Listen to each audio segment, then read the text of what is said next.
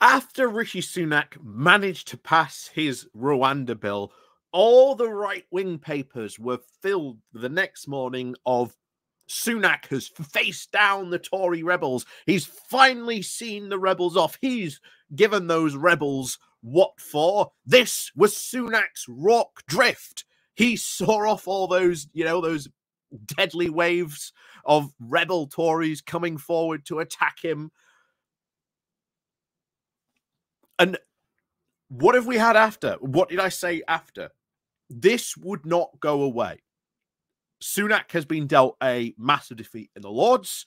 We knew that was going to happen anyway. Shock horror. We've had this week as well, over 40 Tory MPs threatened rebellion over English council funding. And now we have had the first open call by a Tory MP that Sunak should be replaced.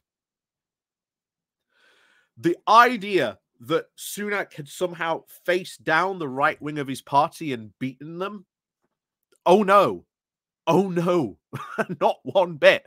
Not especially when you've got, if you've probably seen it, there is this thing called popcorn, which is popular conservatism, which is being launched by the likes of Jacob Rees-Mogg, Liz Truss, Robert Jenrick, and I can't remember the other guy's name, but this is the new conservative movement. Popcorn, guys. It's all about popcorn, popular conservatism. And yet, so desperate are they now, thinking about life after this election. Because that's what popcorn's all about. Just what do we do after the next election? What direction we go in? What, let's start our fights now. In a way, and get ahead of the game.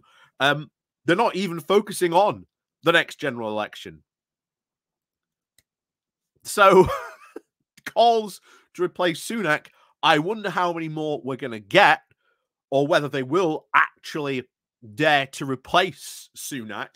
That would be interesting in itself if they did decide to go that direction, because ultimately, as I've said before, if they do that, we go into a very early general election. Because you cannot just change your Tory leader, as they've done so many times, and not go into a general election at this point. So let's go into this call now from the Tory graph, who has called to now replace Sunak with someone else, again, who that might be, or it's going to be a decade of decline with Starmer.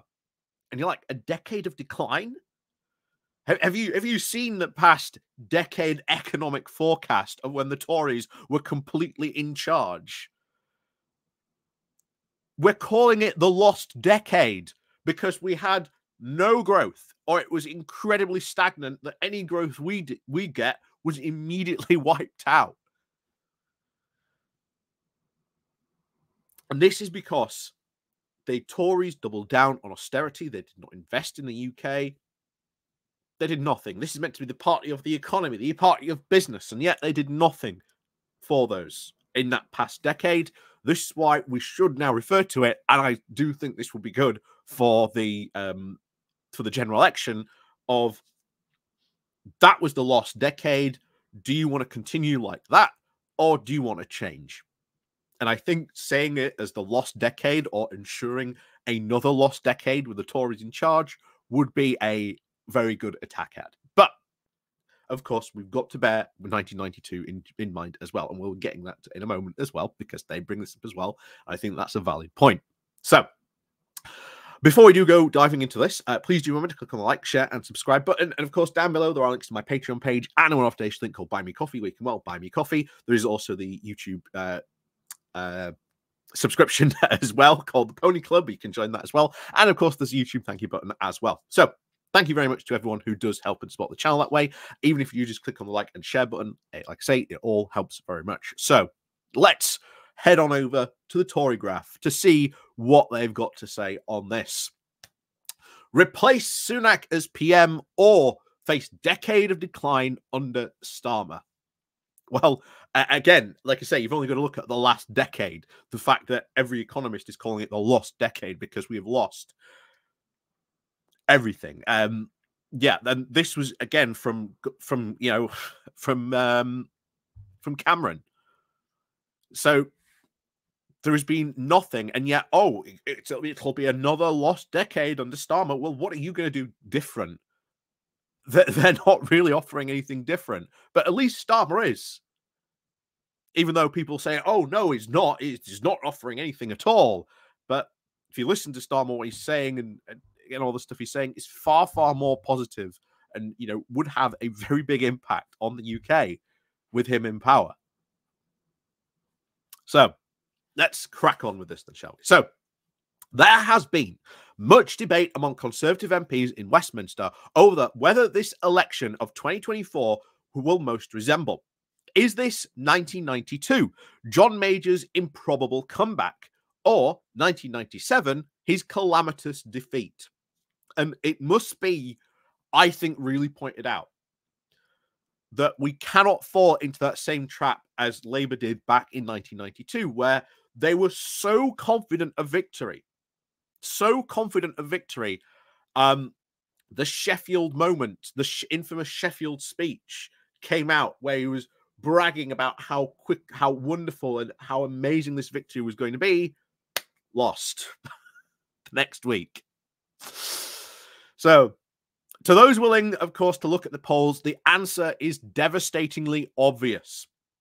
In January, the Telegraph's YouGov MRP poll showed that people were an election to be held, the Conservatives would fall from the current 350 MPs to just 169, just 4 more seats than John Major held in 1997. And there's a lot of people saying that even that is optimistic. But we'll see.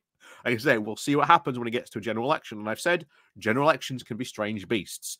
There is the lead up to the general election, and then there's the general election itself. These parts are 2 very different things. And of course, experts have pointed out, that is, if anything, optimistic. The poll assumes that the gap held between Labour and Tories will narrow, and this takes very little account of tactical voting. Nevertheless, while bending over backwards to be fair, the poll still shows more Tory seats being lost than in 1997, the Red Wall being wiped out completely, and shocking defeats in historic Tory constituencies like Chichester, Horsham, and Banbury. The unvanishing truth is that Rishi Sunak is leading the Conservatives into an election where they will be massacred. Denial or impending catastrophe is an extraordinarily powerful human instinct.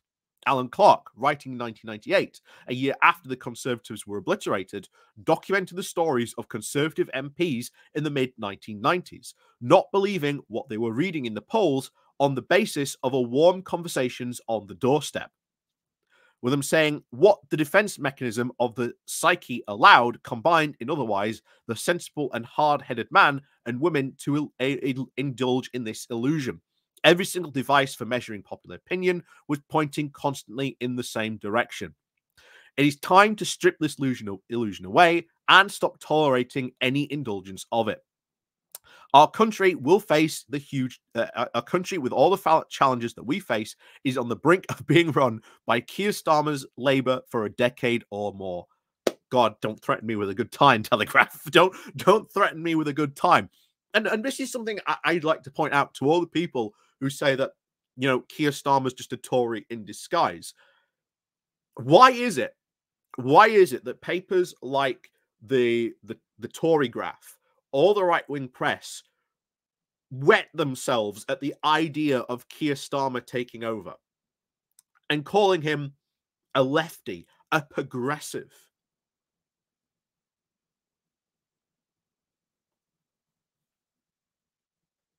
Of course, the answer will come back, oh no, you don't understand, the media's just in on this game. Again, they've got no evidence to back that up. So, yeah. But anyway, we continue. So, if Nigel Farage does return to the fray, this looks increasingly likely. Extinction is a very real possibility for our party. Again, Telegraph. threatening me with a good time. And now it is beyond doubt that whilst the Prime Minister is far from solely responsible for our present predicament, his uninspiring leadership is the main obstacle to our recovery. Rishi Sunak has sadly gone from asset to anchor. Here's the thing. Was Rishi Sunak ever an asset to the Tory party? Well, you had, of course, Rishi's big claim to fame. Where does he get all his popularity from in the first place? It was the pandemic. It was the idea he brought in furlough, that you had eat out to help out. And that Rishi was the one who managed to steer the economy through lockdown. Now, he really didn't steer the economy through lockdown at all. He very, very begrudgingly brought furlough in. Refused at points to extend it at times, even though we knew that the pandemic was not over. This caused loads of people to lose their jobs. Eat out to help out, as we now know, helped spread the virus even more during that time period. And of course, as for sort of economic leadership, did he really manage to steer the economy through, a good point? Well, no. It looks like, to be honest, we're entering a very technical recession. Growth has stagnated incredibly badly. Meanwhile, other countries are having much higher GDP, much better growth. Their inflation, they are fighting it far, far better than we are. And, their, treasury people, their treasury ministers are doing actually stuff to help fight and better the economy. Jeremy Hunt, as we've said before, and Rishi Sunak are just hiding on the desk with their fingers like this, praying to whatever financial god market they believe in that inflation goes away. Anyway, it continues. So Rishi's gone, sadly, from our asset to an anchor. He lags behind Keir Starmer, himself no Tony Blair, but the double digits on best Prime Minister metric. He leads Keir in just 139 seats across Great Britain, and he is behind in 493. His personal approval ratings have collapsed, particularly amongst the key voters that we need to win back, and they are now even lower than Boris Johnson and even Jeremy Corbyn's were when they resigned. Remarkably, the Conservative Party, hardly known for having a strong brand right now, outpolls Sunak in just 88% of constituencies and 89% of the key seats that we hold, but are sure to lose. Rishi does have great strength. He is decent to the core, fiercely intelligent, and works formidably hard. None of those traits, to be honest, have been really demonstrated in his absolutely terrible leadership. If he was such an intelligent man, why has he not put forward policies and ideas that could help get us out of this mess or help fight inflation? Because he's not doing anything. He is a free market fundamentalist who just believes the market gets to do whatever it wants. That, the government should have no say in what the market does. Which is, again, very worrying when he was in charge of the Treasury. I saw these strengths up close when he was chief secretary, when I was chief secretary to the Treasury, and whilst he was chancellor. But these strengths cannot compensate for two fundamental problems. He does not get what Britain needs, and he is not listening to what the British people want. Brexit and the 2019 general elections were profound votes for change. But beyond believing that we should live within our means, Rishi's analysis of challenges that we face and change we need is far too unclear. Here's the thing. They were votes for change. I will agree with the Telegraph on that. But here's the big problem. Brexit was built on the assumption of lies peddled by the Leave campaign and by the Eurosceptics and by UKIP that had been peddled for years, that if we left the European Union would collapse instantly and we'd all go back to being individual European countries and this would be fantastic, etc., etc. We'd have this amazing, great trade deal from Europe because they couldn't afford to lose our trade. We'd get this amazing, fantastic trade deals from around the world that would compensate for any loss in trade with the EU. It goes on and on and on.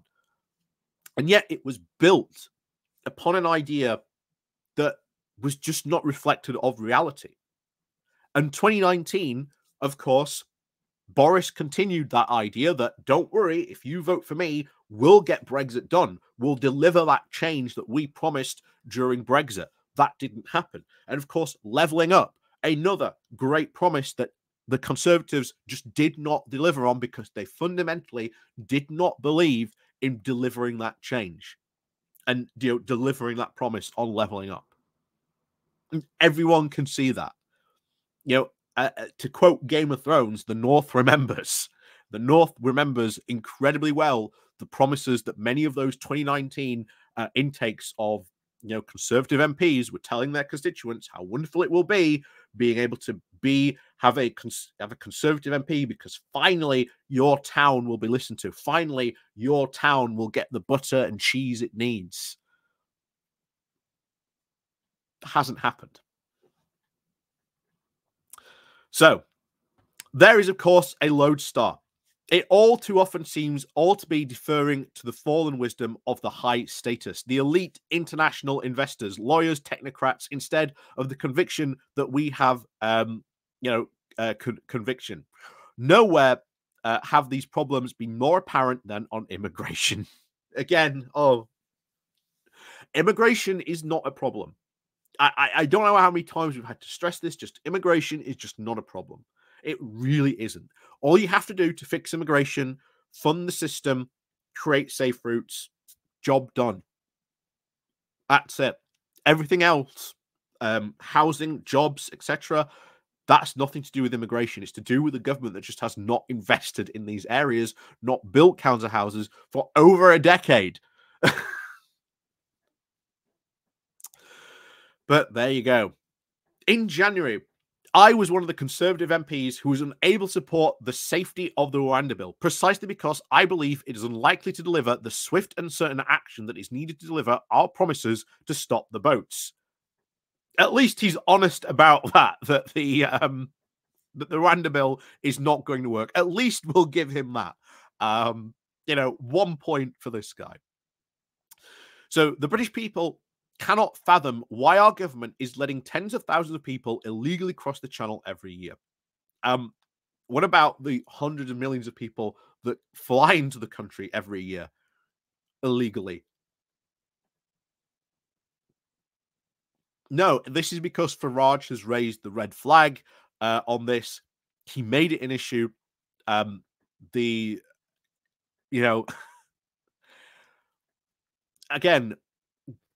people crossing the channel is not an issue if you have safe routes. The French already offered us a processing center over on the French side if we paid for it. Again, so many actual answers that could have solved this problem. But the Conservatives were just not interested in solving this problem because they knew that makes them hay and they can be, we're the party that's being tough on immigration. So the Prime Minister seems to have sadly accepted this novel and extreme and anti-democratic the anti-democratic interpretation of international law that effectively tell the British people that they cannot have a border. No, there is no international law telling people that you cannot have a border. That's nonsense. The British people, likewise, cannot fathom why net migration has exploded.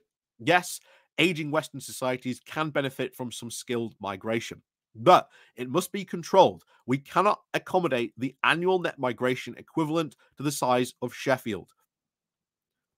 Well, actually, we could. That would be a massive boost. Imagine if for a second we were to gear our economy and prepare for that, for all those influx of workers. There would be, again, there's so much stuff that they could be doing and taking advantage of all that, and they're not. The British people are not blind. They see all this. They see that the Prime Minister's actions on illegal immigration have constantly fallen short of his words. They see that he's only acted on illegal migration when he was forced to. when the November data showed an eye-watering 1.2 million people came to Britain in 2023. Again, 1.2 million people, by the way, is nothing. Yeah, it sounds a lot, but honestly, that's nothing. Look at how many people are born a year in the UK. Look at how many people leave the UK a year. It's in the millions. It is nothing. It's scary. It sounds a big number, but it's really not in the grand scheme of things.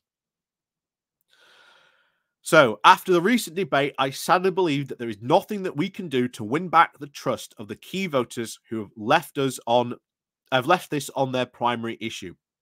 Migration is sadly not the only issue that we have problems reared their head on. Inflation falling is vital and welcome, but where is the rapid supply side program to jolt our economy out of the low growth rut that we and much of the West are clearly trapped in? Again, the supply side economy reform argument basically is the new keyword for deregulation. That's what they've called it. Oh, it's just supply side reform. No, it's deregulation. This is the new keyword. We want to deregulate rapidly. And yet, this is what they refer to. If you actually ask these Conservative MPs, what do you mean by that? It comes down to getting rid of thousands of not only regulations, but regulatory bodies. That we do not need those. Because somehow that makes our economy grow, getting rid of regulations. You see why I call these people free market fundamentalists. So, where is the home building mission in the best Conservative tradition? Well, again, you haven't done it. To address the soaring house prices and rents, again, you haven't done it, and nor have you tackled renting at all. Where is the tax reform? Haven't done anything on that. Welfare reform. Welfare reform. I dread to think what this guy's version of welfare reform he thinks would be acceptable to the British people. The planning reform to enable us to build the infrastructure that we need. Where is the crime clampdown? All of this that could be done. Instead, you focused on an entire bill that is not going to work. Public service reform. Again, what do you mean by public service reform? Ultimately, to these types of Conservatives, it means firing tens of thousands of civil servants. Protecting our culture from malign actors and useful idiots undermining it. Just, again, oh no. They're pointing out that a guy in like the 16th century got a lot of his wealth and income from slavery. The horror, this is going to bring down British society.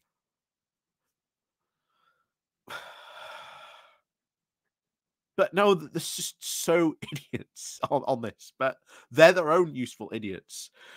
Where is the story about what it means to be British today and where we should be going as a nation? I do agree that is something that Starmer himself does need to address, and I think he can do that very well. Banning smoking and tinkering with A levels look like what will look like in the early 2030s. Not the action that we need. Now is the time. Now is not the time to be in despair. It's the time to act. For whether we deserve it or not, we still have the most monumental of opportunities. Keir Starmer. Labour have totally failed to seal the deal with the public. It is telling that the matchup between Keir Starmer and Rishi Sunak are not sure the latter options routes the former, who is ahead in 558 of Britain's 632 seats. Again, I think once you really start to get into a general election, I think that will change. And I think Labour know that Starmer really has to really come forward and present himself. And more often than not, he really does on occasions when he has to perform like that. So in a general election, we will have someone that will be able to perform where Rishi Sunak just won't.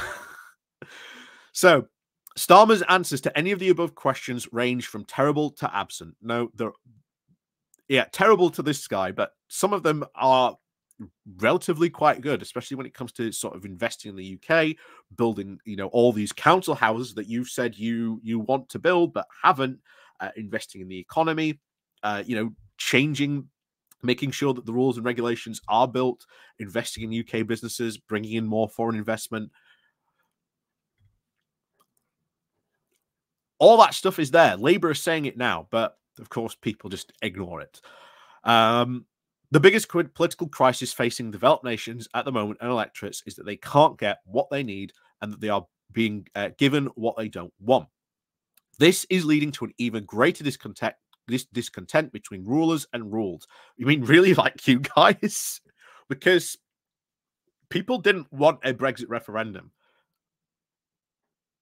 And not only that, what about the fact that the Leave campaign said that we'll be remaining in the single market and customs union? What about that?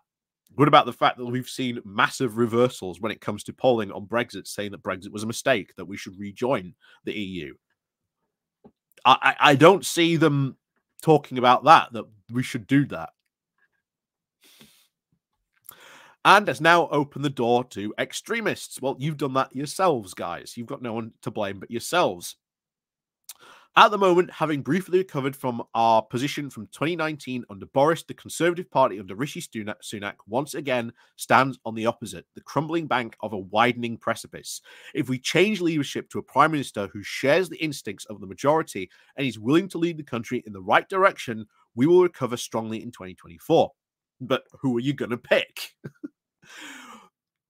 We would deny Starmer the blank check he's heading towards and perhaps even win the election. Well, again, who are you going to pick? Because that suddenly becomes incredibly important. Can the Conservative Party actually agree on who would be better to run against Keir Starmer or be the next Prime Minister? I do not think they can at the moment. Polls just show that this is not a prediction or a forecast, but it does show that if we switch to a better leader, an overwhelming majority of constituency would likely then regard that leader as a better Prime Minister than Starmer by the time of the election. Well, again, it depends who you go with. Because honestly, again, if this guy was, quote, listening to the people, most people are just fed up of the Conservatives by this point. They've had enough of you. So will even changing leader bear any fruit? I don't think so. I think there might be a bump in the polls, but people will very quickly say, oh no, this guy is just yet another Tory. But it won't be enough to catch up. And it is worth noting that almost all elections are won by the party with the leader that the public rate most highly. I know that many MPs are afraid of changing to another leader that would look absolutely ridiculous. But what could be more ridiculous than meekly sleepwalking towards an avoidable annihilation because we were not listening to what the public are telling us so clearly? Well, people are telling you that they want change. They want things to be better. They want things to, they're telling you that they want more progressive things, that they want to have better infrastructure. They want to have trains that work. They want HS2. They want a much better benefit system that doesn't lead people that then when they go on to benefits, if they even get a job, that they might end up having to go back to being on benefits because sometimes the jobs just aren't worth the pay that is being given. Where is the Conservative arguments for raising national minimum wage? Where are the arguments for making sure that, instead of punishing people on that go onto sort of welfare, that they are helped instead of treated absolutely awfully and terribly? There's so much stuff that this guy just, again, oh yes, we should be listening to the public, but then doesn't listen to the public and then cherry pick what he wants to hear. So a change in leadership would not have to be a protracted affair. As we were planned in October of 2022, the contest need only take a week. 2 days of MP voting, a few more days before online members vote. Which is worse, a week of chaotic headlines in Westminster or a decade of decline under Keir? Here's the thing. That is based on the perhaps that it is only going to take a week. Yeah, good luck in that, because who is going to stand up? Who is going to be your candidate? I do not think that the Conservative Party can actually pick another candidate who would be the prime selection, the prime one. I think the only one that would really struggle against would generally be Penny Mordaunt. I think that would be only one, but even she would have her own problems because she has not had any real proper ministerial experience herself or be in the spotlight. So she's got her own problems and her own baggage that would come with. Also, the fact that the other side of the party would actively hate her and despise every single moment of her being in. And would she be able to tackle the right wing of the party? I don't think so. So even then, she would have an incredibly hard time and probably end up in the same position as Rishi Sunak. Because there's no ideas coming forward from the Conservative Party on how to deliver change because they can't themselves actually agree on what change or what is the best course of action to do. They are so split. And you've got a leader who will just go, I'll go that way, I'll go this way, I'll go anywhere I want, as long as I can remain leader for at least a smaller amount of time. Anyway, I know I will be attacked for saying this. Yes, Simon Clarke will probably be attacked for saying this. Perhaps even accused of positioning myself or on behalf of another, empathetically of what I am doing. I am speaking out because the stakes for our country and my party are far too high at this moment to stay silent.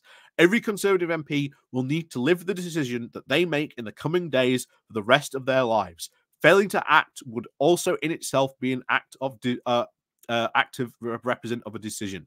We have to have a clear choice. We either stick with Rishi, take the inevitable electoral consequences, and then give Labour a blank check to change Britain as they see fit.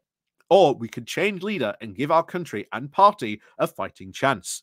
I think this guy is very much in the minority of wanting to change leader. I do not think he is that Simon Clarke here is the majority opinion. I know there's lots of MPs who would love to get rid of Rishi, but then the question becomes, as we've said throughout that article, who do you replace Rishi with? Who do you go with? You can't just go, well, we might go with someone else because the Tory party, as we've said, is so split. All its different into like factional fighting stuff is just made the party so ungovernable. It's laughable he thinks this would take a week because there is no chance it would take a week. And bear in mind, one of the big criticisms you hear from a lot of Tories is the fact that they did not get a say on the leader, that they wanted it to be a contest. And this then separates them from the parliamentary party because the parliamentary party said, no, we want Rishi. We don't want to risk letting, shall we say, the members choose because they might choose Boris. We know how bad that would be. And yet that's what Boris was trying to do, trying to make it go to a parliament, to a members vote. And the more and more that annoyed the MPs who were like, no, we can't risk another session of Boris. We know how bad he was. We know how bad the polls look. It would look absolutely awful if we threw Boris out only to bring him back in. We're going to sort of rally around Rishi because we do not want Boris to come back. And the question once again rears its head. If you decide to chuck Rishi, who do you go with? Because that answer is not clear. That is not a clear answer. That is an answer that would not take a week to do. And it would be at least, I think, a couple of weeks of really bad headlines. And then immediately you would have to go into a general election. There was absolutely no way that the public would put up with the new leader not immediately announcing when a general election was going to be, or trying to survive until like the 25th of January, which is the possible last date where you could have a general election. And they've got no time either to put forward any policies or anything like that. They would have to inherit Rishi's like Rishi's circus. It would be absolutely awful from start to finish. And to be honest, no one wants to put themselves in that position. You don't see people jumping up like you did in previous years of the Theresa May years, the Boris years, when Boris was going, "I'll be the good leader, I'll be this." No, they're all saying, "I'm going to be the next Tory leader," meaning that they want quite fine and happy to let Rishi fail. So they're all preparing for life after Rishi and after the next general election. And they are perfectly fine to let Rishi Sunak carry on because they know the amount of chaos that would be unleashed. So Simon Clarke is absolutely in the minority of calling to replace Sunak as PM. That is an absolute certain. That is an absolute certain for that. But as always, thank you very much for watching. And of course, as always, we'll see you all next time.